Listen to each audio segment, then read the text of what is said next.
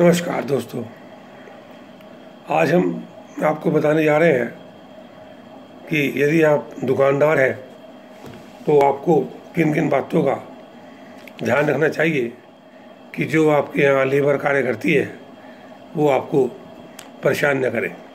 क्योंकि ऐसे आप जानते हैं कि मालिक और नौकर दोनों ही एक दुकान के लिए आवश्यक है और एक दूसरे के बिना कार्य निकलता है। ऐसा कौन सा कार्य हमें करने चाहिए कि जिससे कि हम अपने व्यापार को बिना किसी परेशानी के चलाते रहें। तो दोस्तों, मेरा नाम राकेश कुमार गुप्ता एडवोकेट है। मैं लेबर लॉ में प्रैक्टिस करता हूँ। मेरा टेलीफोन नंबर है 9837444798। मैं आपको अपने 30 वर्षों के अनुभव के आधार पर साधारण बोलचाल की भाषा में ये जानकारी दे रहा हूँ कि एक दुकानदार को जब अपनी दुकान खोलनी होती है तो किन किन बातों का ध्यान रखना अनिवार्य है। यदि वह इन बातों का ध्यान रखेगा तो अपने व्यापार को बिना किसी विघ्न के चला सकता है और कामयाब हो सकता है। लेकिन बहुत से साथी लोग नियमों का पालन नहीं करते, जिस कारण से व्यापार में घाटा या परेशानियां या टेंशन होती है। जैसे आपको पता है, यदि कोई दुकानदार है, उसके यहाँ कोई लड़का नौकरी करता है और वो ना आए उस दिन तो कितनी टेंशन होती है। तो इस सब टेंशन से बचने के लिए क्या करें, कैसे करें, ये सब बातें मैं आज आपको इस वीडियो के माध्यम से बताऊंगा। दोस्तों, अभी मैं ये वीडियो आपको लाइक करने या सब्सक्राइब या घंटी बजाने के लिए नहीं कहूँगा, क्योंकि पहले आप इस वीडियो को देख ले, समझ ले। अगर अच्छी लगे तो ज़रूर इसे आप लाइक करें और सब्सक्राइब करें, घंटी बजाएं और अपने कम से कम 10 दोस्तों को शेयर करें, जिससे कि वो भी इसका लाभ उठा सके और अपने व्यापार में उन्नति कर सके। तो आइए दोस्तों, आज आते हैं अपने मूल विषय पर। जैसे कि मैंने आपको बताया ही है कि किसी भी दुकान में कार्य करते समय जब मालिक को ये आवश्यकता होती है कि उसे एक हेल्पर की ज़रूरत है जो उसके व्यापार में सहयोग कर सके, हाथ बटा सके, तो उसके लिए एक हेल्पर कह दो या कर्मचारी कह दो या नौकर कह दो की ज़रूरत पड़ती है और वो उसे अपने व्यापार में रख लेता है। तो सबसे पहले तो मैं आपको बता दूं कि प्रत्येक दुकानदार को, चाहे उसके यहाँ नौकर हो या ना हो, लेबर ऑफिस में दुकान में वाणिज्य अधिष्ठान अधिनियम के अंतर्गत रजिस्ट्रेशन कराना अनिवार्य है। याद रखना, चाहे उसके यहाँ नौकर कोई काम करता हो या ना करता हो, दोनों ही दिशा में रजिस्ट्रेशन कराना अनिवार्य है। वो रजिस्ट्रेशन 5 साल के लिए होता है। बहुत मिनिमम फीस है उसकी, इसकी जानकारी आप प्राप्त कर सकते हैं, है ना।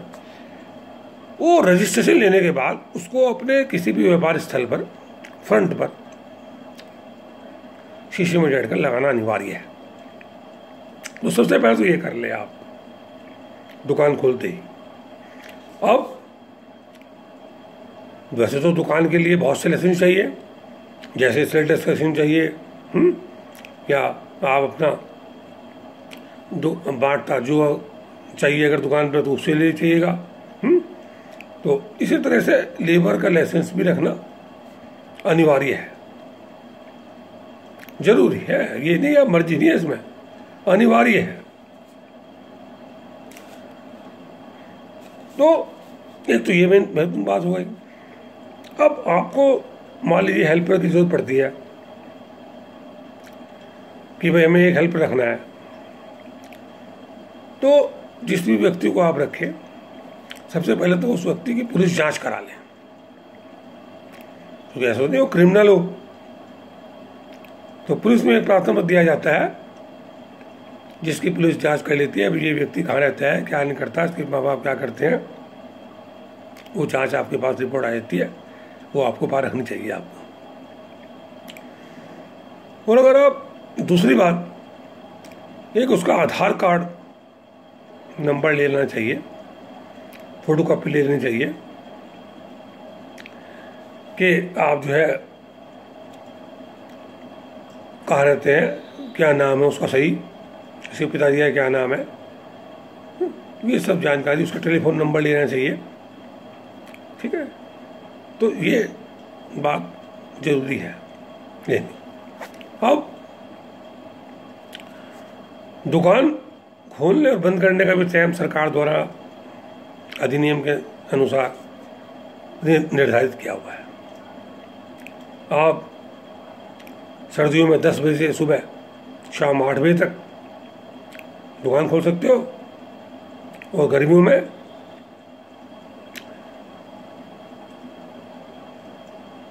जो है वो 9 बजे 10 बजे से रात के 9 बजे तक अपनी दुकान खोल सकते हो।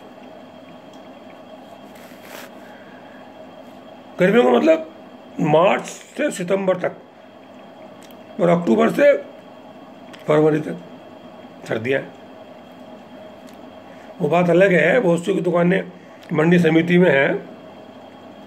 मंडी समिति में क्योंकि सुबह सुबह काम होता है, तो वो जो डीएम साहब होते हैं वो उस मंडी का टाइम निश्चित कर देते हैं कि आप जो है इतने बजे ये खोल लें।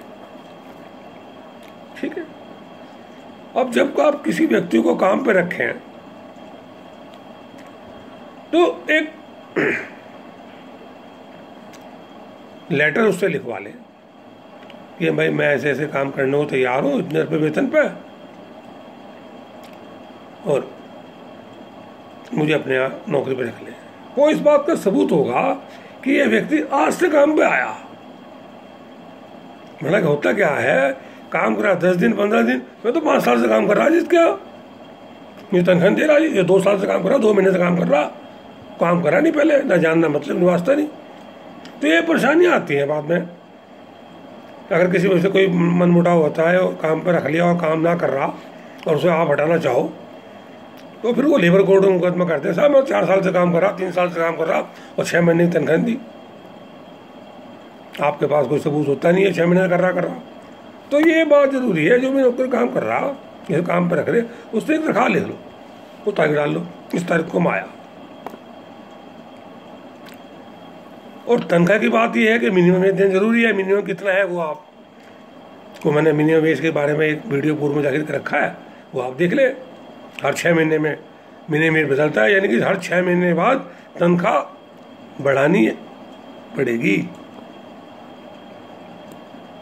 बढ़ानी चाहिए।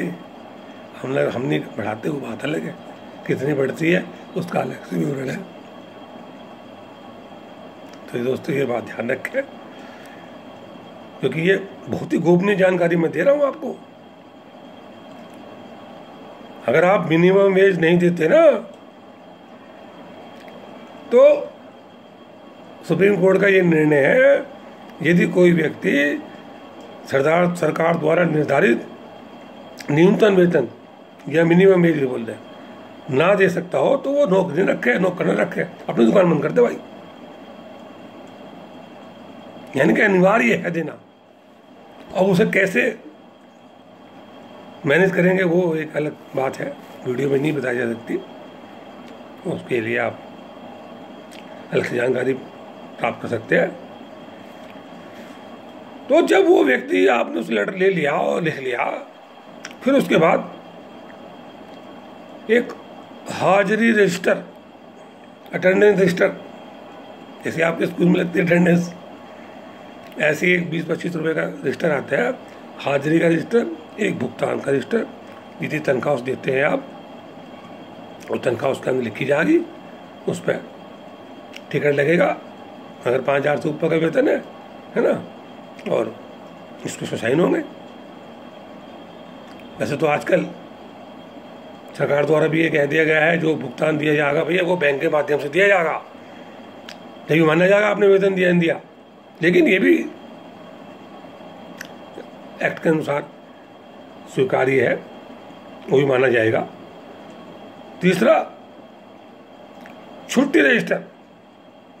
आज 90% दुकानदार इस वास्ते ज़्यादा परेशान है कि जो उनके यहाँ काम करता है कर्मचारी, रोज़ छुट्टी ले ले, रोज़ छुट्टी मार जाए बगैर कहे चले जा। अजो तो कहो अरे भाई साहब काम करो ना करो ना करो ना करो, अकड़। तो एक छुट्टी का रजिस्टर होता है, वो आप बनाए। कितनी छुट्टी मिलती है साल में, वो मैं आपको बता रहा। अभी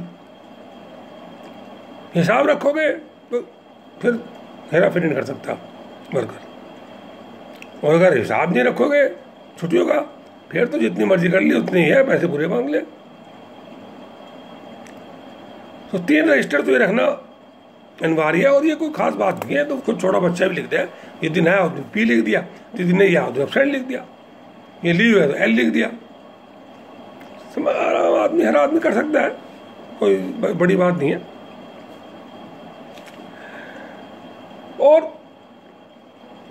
जब आप हाजिरी भुगतान रजिस्टर रख लोगे तो कल को मान लीजिए वो ये कहे कि सर मुझे पैसे नहीं दिए, तो रजिस्टर पे साइन होंगे उसके। क्योंकि ज़्यादातर मुकदमेबाजी यही बात की है, झगड़ेबाजी, ये सब तनख्वाह दी, अब तनख्वाह दे रखी है, तेरे साइन है, इस तारीख तो ये कह नहीं सकता। इससे आप बच जाओगे। बहुत ज़्यादा टेंशन है इस बात की, हर ज़्यादा मुकदमे ऐसी बातें हैं, पैसे ले लें और फिर कहते पैसे दिए नहीं,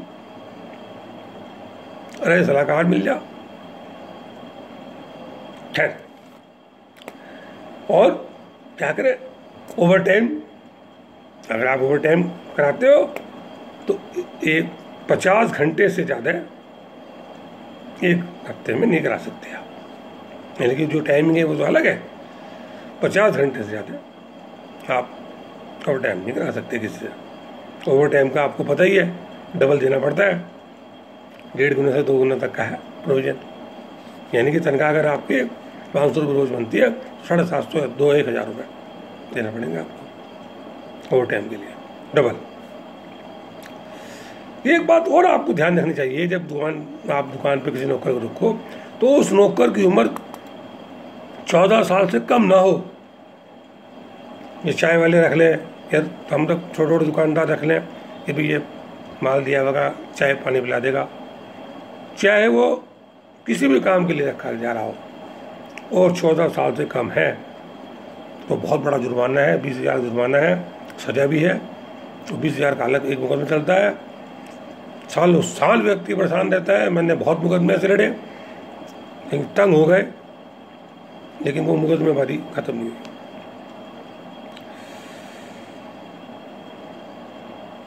किसी भी मजदूर से लगातार 6 घंटे से जैसे काम है, 6 घंटे बाद आपको उसे आधा घंटे का रेस्ट देना ही पड़ेगा। एजेंसी छुट्टी का टाइम आधा घंटे का है, सप्ताह में एक छुट्टी आपको देनी पड़ेगी। जिस दिन बाजार बंद हो उस दिन तनख्वाह भी देनी पड़ेगी उस दिन की। ये नहीं कि बाजार बंद था जी इस बात तनख्वाह किस बात की, वो भी आपको देनी पड़ेगी।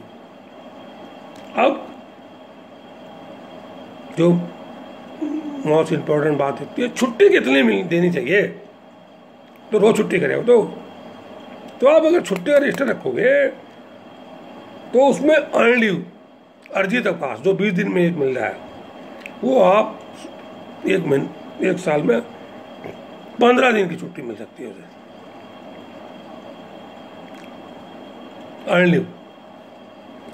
और सिक लीव, बीमारी की वजह से कोई बीमारी है छुट्टियाँ लेनी पड़ेगी तो 15 दिन की मिलेगी।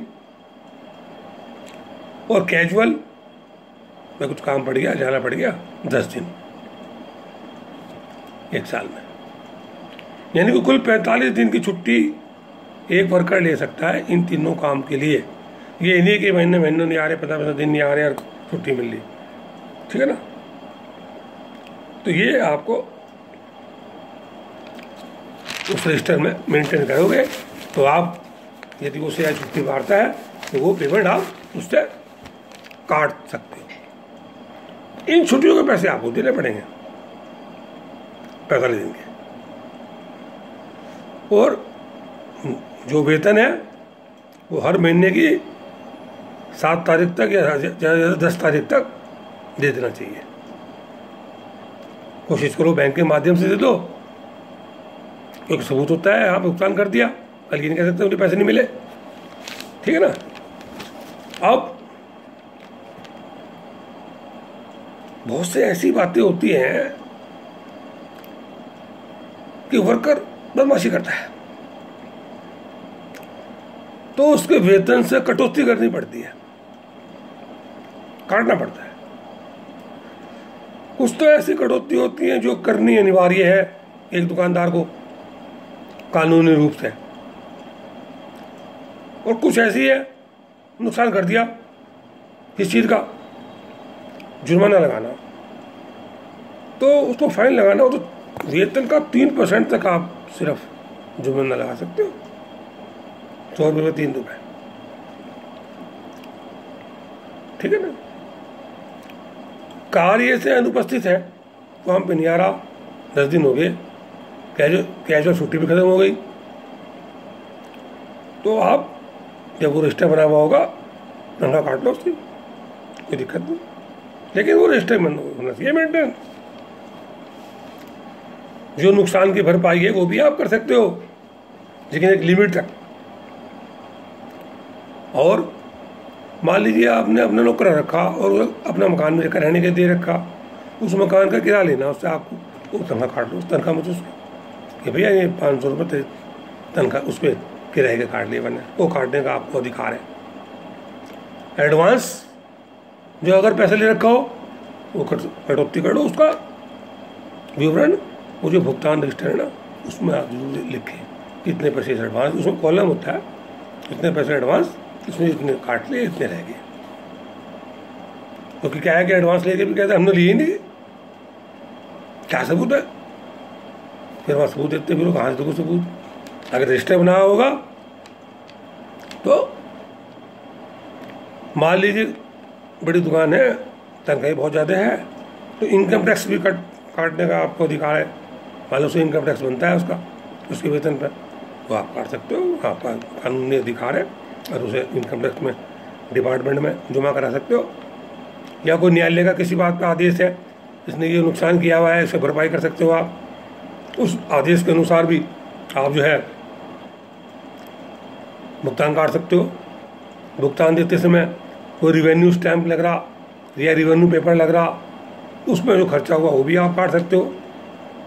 मान लीजिए फ्री में खाना दे रहे, फ्री में नहीं रियायती बेस पे, तो यह खाना अपने तरफ से दे रहे, तो जो आप समझते हैं उससे कि भाई इतने पैसे खाना आप खा लो, इससे ज़्यादा खाओगे तो उसके पैसे लिए आएंगे, वो आप काट लो उसमें। पर एक लिखित में लिख लो कि इतने पैसे खाने के कटेंगे, कल उससे साइन करा लो, कल को ये ना कहे अरे आपने कैसे काट दिया पैसे। हमारे लिए आपने इंश्योरेंस करा रखा उसका, काट लो उसके पैसे, इंश्योरेंस की देनी है आपको, तो अधिकार वो कानूनी रूप से देनी है आपको। ठीक है। या ऐसा होता है दो से दुकानदार जब नौकरी पे किसी को रखते हैं ना, तो उससे कहते हैं अरे भाई सिक्योरिटी दे दो भाई, कल को ऐसा ना हो यार तुम्हारे को चोरी करके भाग जाओ, नुकसान करके भाग जाओ, या फिर काम पे ना हो, हम कान ढूंढते फिरेंगे तुम्हें, एकदम हम तो परेशान हो जाएंगे, तो आप 1 लाख रुपये 2 लाख सिक्योरिटी दे दो। अब वो कह बाबू जी मेरे पास सिक्योरिटी से पैसे है नहीं इस टाइम, फिर क्या करो। तो भैया ऐसा है, देख बात, तेरी तनख्वाह में से 500 रुपये या 1000 रुपये सिक्योरिटी में कटते रहेंगे, जब तू छोड़ देगा काम शर्तों के अनुसार तब तो दे देंगे वापस, सब एक मुश्त दे देंगे, लेकिन सिक्योरिटी के पैसे हम ले लेंगे, कट जाएंगे, अब नहीं है तेरे पास, और काट लो, उसमें जमा कर लो। या कोई स्कीम चल रही, उसने उसमें पार्ट लिया है ना, तो उसमें उसके पैसे काट लो कि भाई इस स्कीम के तूने तय कर रखा, और उसमें जो है कर लो। और मान लीजिए कोई भी कार्य अगर आप ये कर रहे हैं तो वो कानून के दायरे में जब भी हो सकता है जब आप उसको लिखत पढ़त रजिस्टर में करते रहो, और वो एक रजिस्टर वही है 3 उन्हीं रजिस्टरों में करना आपको। कोई फाइन लगाना है तो उस फाइन का हिसाब बताओ उसमें रख लें आप। अब बहुत से लोग क्या होते हैं, बहुत चालाक हो रहे हैं, काम करना नहीं, गुंडागर्दी करनी, अच्छा नहीं। तनख्वाह चाहिए पूरी। तो ऐसी स्थिति में ऐसे भी नियम आपको बना लेने चाहिए कि अगर आप ऐसा करोगे तो आपकी हम सेवा समाप्त कर देंगे। वैसे तो सेवा समाप्त एकदम करते हैं दुकानदार, लेकिन वो गलत है। कल को वो फिर दुकानदारी चले, परेशान हो जाए, टेंशन हो जाए काम का भी।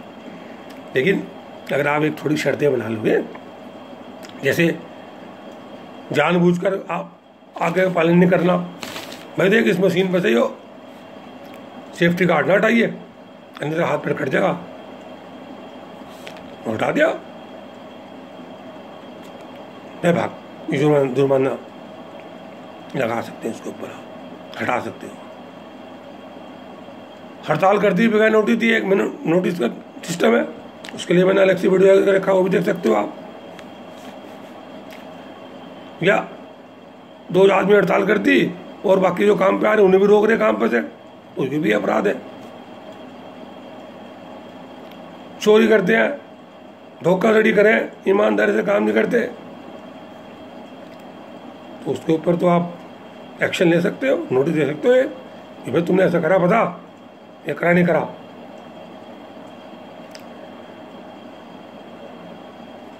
जब मर्जी छुट्टी में आए, जब मर्जी चले गए, ये कुछ नहीं है, ये अपराध है। शराब पी के आ रहे, आपस में लड़ रहे, झगड़ा कर रहे, एक दूसरे कर्मचारी जान से मारने धमकी दे रहे, दुर्व्यवहार कर रहे, तो इस तरह का कोई काम करता है तो आप उसे हटा सकते हो। लेकिन मैं आगे बताऊंगा कैसे हटाना है।